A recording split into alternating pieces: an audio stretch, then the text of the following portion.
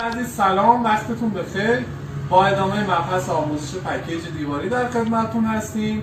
جلسه قبلی در مورد مقدار گرمایش پکیج تک مبدله براتون توضیح دادیم. یه یادآوری بکنیم ببینیم چه قطعاتی توی این مقدار هستن.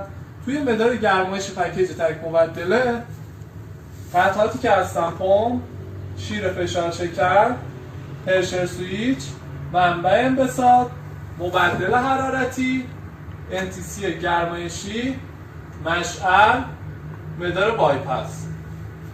این قطعاتی که توی سیکل مقدار گرمایشی پکیج تک مبدله قرار داشتن.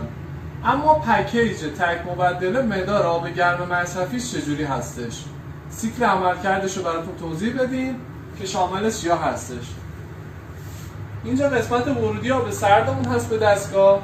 ورودی آب سرد از فلو سویچ میگذره به طرف مبدل حرارتی میاد، مبدل حرارتیمون میگذره انتیسی مصرفی و بعد به سمت مصرف کننده هدایت میشه.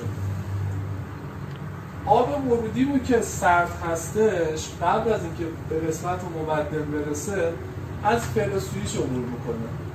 فلو سویچ جریان آب عبوری رو لمس میکنه و یه پالسی ارسال میکنه به قسمت برد. گزارش میده که آب مصرفی باز شده و برد دستور میده که به ترتیب اولویت کدوم یکی از این قطعات خاموش، استوب و یا روشن بشن. انشالله توی جلسات بعدی اینو خدمتتون خواهیم گفت. اما یک سوال از دوستان بپرسیم: به نظر شما توی پکیج تک مبدله که یک مبدل اینجا قرار گرفته نحوه عملکرد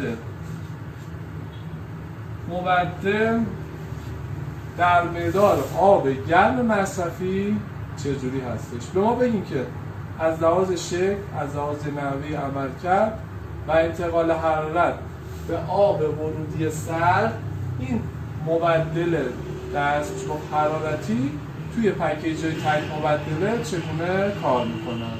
تا جلسات بعدی، خدا نگهدار.